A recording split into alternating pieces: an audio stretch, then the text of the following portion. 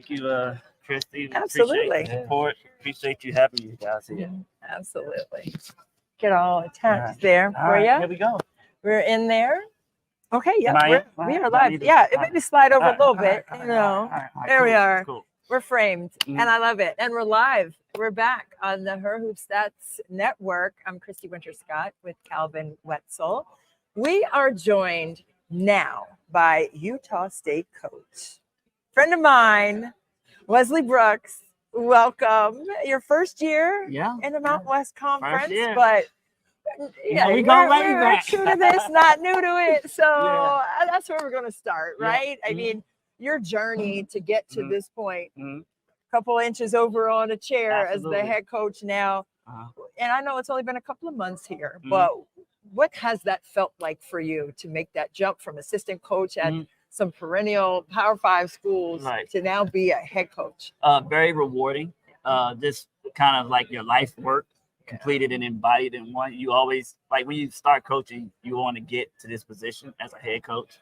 So to finally get to this point, now we have a lot of work to do. It's a total rebuild, so we have to rebuild it. And but it's very rewarding, and you embrace the challenge. And we have tremendous people in our program, tremendous coaches, tremendous young women in our program. So it's a joy to go to work every day with them. What makes it joyful for you specifically? Just you want to. Our motto of our program is empower, compete, and conquer. So we want to empower young women on and off the court, so that they can compete on and off the court, so that they can conquer in life on and off the court. I love that so much. So that's the trifecta. Goal. Yeah, that's the goal of our program. So I've been blessed to be empowered by many great coaches, Kevin McGuff, Kim Barnes and Rico, powerful people, successful people. And so they've meant so much to me in my life and helped me get to where I go. So now it's time to return the favor and help young women reach their goals, become professional basketball players, become doctors, become whatever they want to be. I love that. Well, like you said, you've worked for a lot of great head coaches. Now you are one. Like when it comes to how your teams are going to play, what do you want the identity of a Coach Brooks team to be? Well, Christy's going to like, we're going to do that 22. Let's go. We're going to press. So 22 is coming. I love that. Christy used to say, Christy used to say, here come that ferocious Ohio State defense. There we go. We brought that to Logan. I love it. We brought the 22 to Logan. So we're going to press. The thing, we're probably going to shoot more threes than we did at Ohio State. So I need to have a team full of JC Sheldons and Taylor Meister. Let it fly. So our goal is to shoot 43s a game. Okay. So we work on it in practice. We really embrace it. Cheyenne Stubbs, who is a hell of a player, I think very underrated, should be on the Becky Hammond watch list. We need to get her on there. I don't know how we do it, Aaron, but we need to get Cheyenne Stubbs on the Becky Hammond watch list. One of the best mid-major players in the country, will be a professional basketball player. What we tried to do with her is just make her really more efficient with her game. So we watch film. We really watched that this year. During the summer, we watched JC Sheldon film. We watched it the other day. We watch a lot of JC. Who better to try? If we're going to play in this style of play and play in this system, who better to emulate, right? So that's what we're going to try and do. Why do I bring up Ohio State so much? Because of the success we had, because of the impact it's had on my life, and what we can do. If we can emulate what they're doing here, obviously they have different players and we have different, but if we can just emulate and copy it, it should bode well for our success. No question about it. I know for a fact, with JC Sheldon and Taylor Meixel and Kevin McGuff for that matter. Absolutely. I know it's you say it's 22, it's 2-2-1. That's what it looks like. Yeah, that's what it looks like. But there are a lot of different components. There's a lot of intricacies to it. There's a lot of intricacies to it. And I love that you're bringing that. But with the 43s that you want to attempt. Yes. I know on paper, that's what you want. How do you mold your team stylistically? A lot of pace, a lot of practicing. We do a lot of transition shooting. We do a drill called 3-weave 2-shooter every day. We got to score 135. We make 100. We have first 30 minutes of our practice is all shooting. So 15 minutes, we got to make 100 threes, or we do a drill called one more shooting where we're driving into space, baseline drive, baseline drift, one more. Yes. So we do a lot of passing like that. Okay. We have green light shooting drills where each kid every week has to pass 4 drills to get their green light to shoot, which makes it challenging for them. So we really emphasize the shooting component. At the end of the day, it's called basketball. Hey. You got to get buckets. So we got a couple bucket getters. I think we're going to have also one of the best shooters in the country. We stole her. Danae Skelton, she can shoot from Caitlin Clark range. She can make shots. She is a prolific shooter.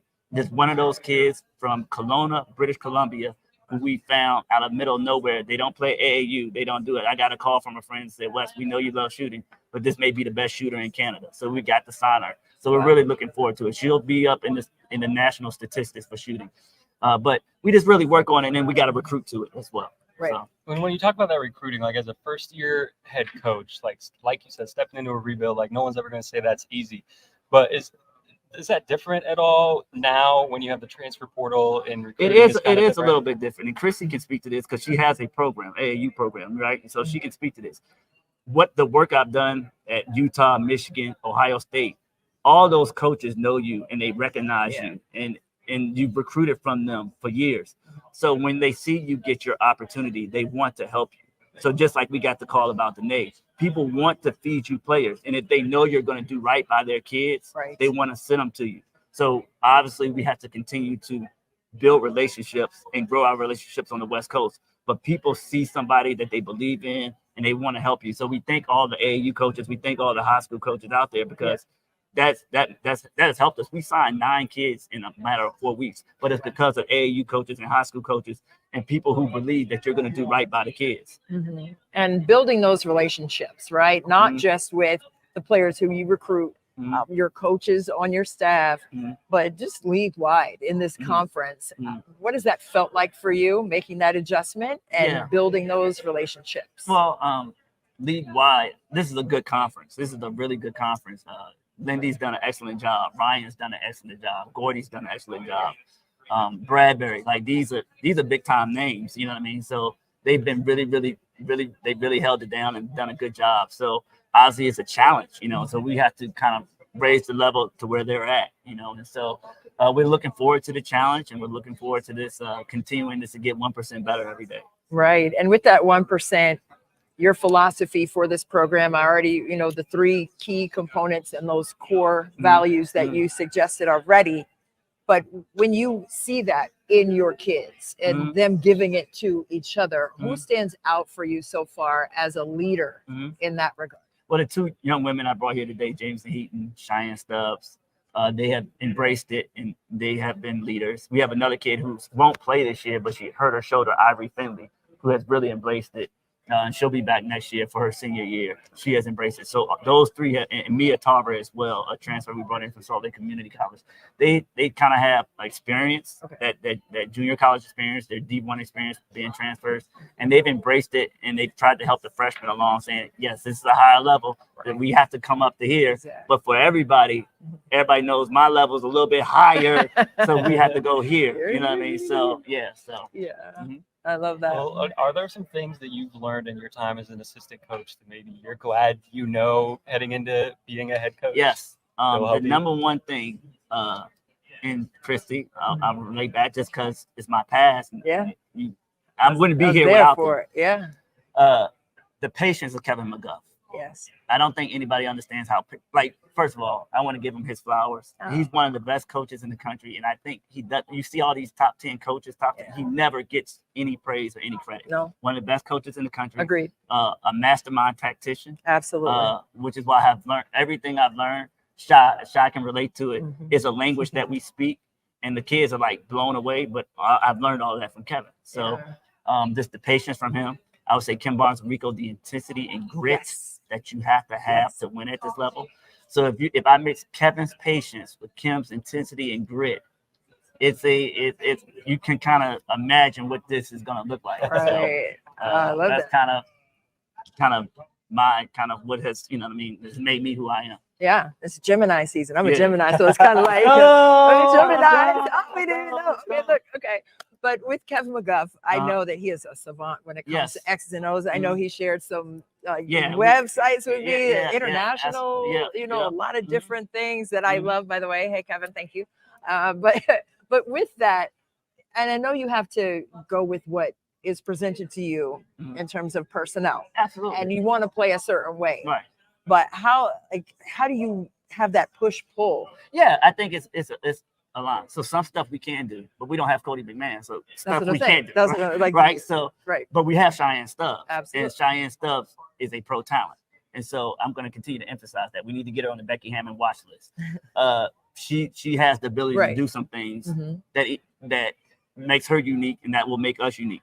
We have a very good shooter in Danae Skelton who has the ability to go 6 for 11, 7 from 12 from the field from 3. Okay. So there's some things that we can run that would match their skill set. And so that's what we have to do. We try to have to constantly match skill set with what we do. And so that's what we'll do. And then we're creative. We put in new stuff, we take out old stuff, and we're constantly evolving. Right. And just we're gonna flip it to some WNBA stuff a little Absolutely. bit. I know you know, Coach Naz Hillman. Yes, Nas, Celeste, JC, they're all overseas in Australia. Leah Brown's in Puerto Rico right now. Tyre Parks is in Mexico right now. Wow. So the list goes on and on. We got a lot of people playing overseas.